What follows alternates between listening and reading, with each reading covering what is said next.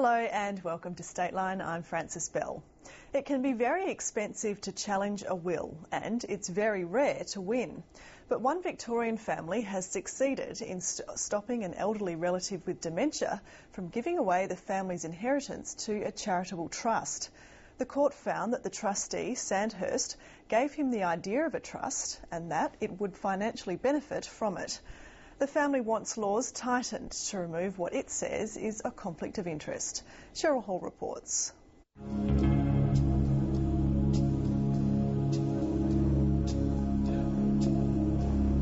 This is the Duggan family farm at Bridgewater, north of Bendigo, the centre of a long and expensive court battle. It's now run down and neglected, but the farm on the Loddon River was once prosperous. William Duggan, a one-time Shire president, bought it more than 100 years ago and left it and two neighbouring farms to his very eccentric son, Dan. We thought of him as a hermit. He had very, very few social skills. He had very little interaction with people almost all his life. He was single, he'd never married. Dan Duggan's family learned to live with his eccentricities.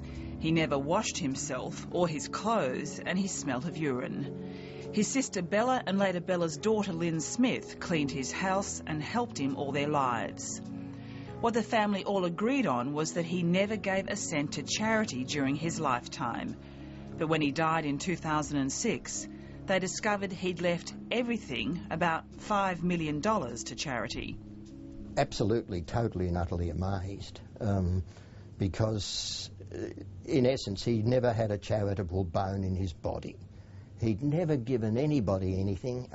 Even the local farmers knew him as he'd always take help, but never offered help. The new will was drawn up in 2004, 2 years before he died, by Sandhurst trustees, part owned by Bendigo Bank.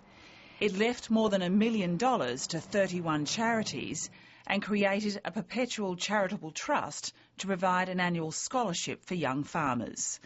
Income from the trust would continue to grow and pay management fees to Sandhurst. John Brown says the fees would have earned the trustees more than $1 million in 10 years. Would not have had a clue what a trust was. He scorned education. Paul, his grandnephew, was in Bendigo attending Teachers College. And Dan was constantly saying to him, get a real job, wasting your time being educated. Dan Duggan was known as the only farmer in the district who refused to pay his local CFA levy. And yet, in his new will, he left $50,000 each to 16 CFA branches. He also donated $50,000 each to another 15 other services and charities. The officer said, well, he went to his computer and pulled out a list of charities and put the piece of paper in front of Dan, and Dan pointed to a charity.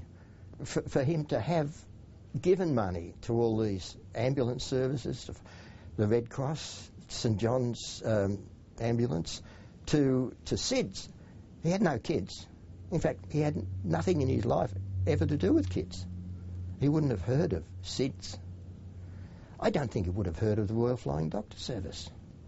Sandhurst maintained that Dan Duggan did not want to leave everything to his family, as stated in his first will, and in drawing up the new will, it had been following his instructions.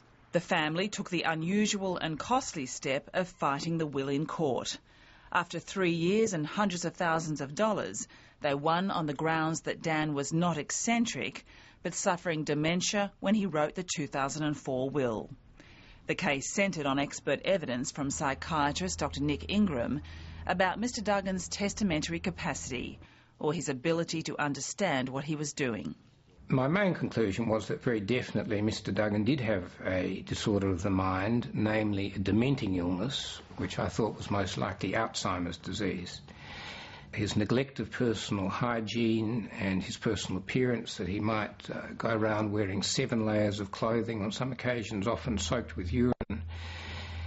He was often smelt. His house was always in a mess, and often there were faeces on the walls of the bathrooms, and he lived a life of disarray. But Dr Ingram says as well as the dementia, Dan Duggan also suffered from delusions about the people around him. Probably the most telling evidence, though, in making an assessment of his dementia were a series of letters he wrote to his niece, there was gross disorganisation of thought. There were multiple crossings out. The writing was often illegible. What he said was incomprehensible. It was repetitious.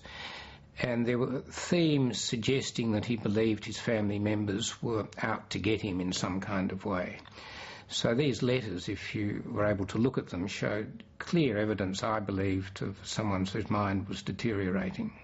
The judge criticised Sandhurst trustees for not ensuring Mr Duggan was properly assessed for testamentary capacity and found that Sandhurst trustees planted the idea of a charitable trust in perpetuity with consequent financial benefits for Sandhurst, and it was Sandhurst that provided the list of charities.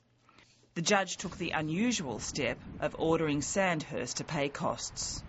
Sandhurst and Bendigo Bank declined to be interviewed about the case, but they issued a statement saying they believed Mr Duggan's instructions to be appropriate, and at no time did they believe his ability to dispatch his estate was compromised. John Brown believes the laws governing people writing wills need to be tightened. We should never, ever have been put through the 3 years it took to get us to trial, and the stress and the strain and the financial cost.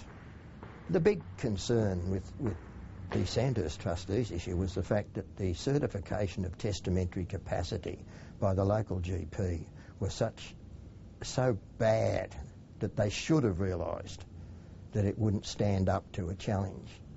So you assume that they don't expect the will to be challenged.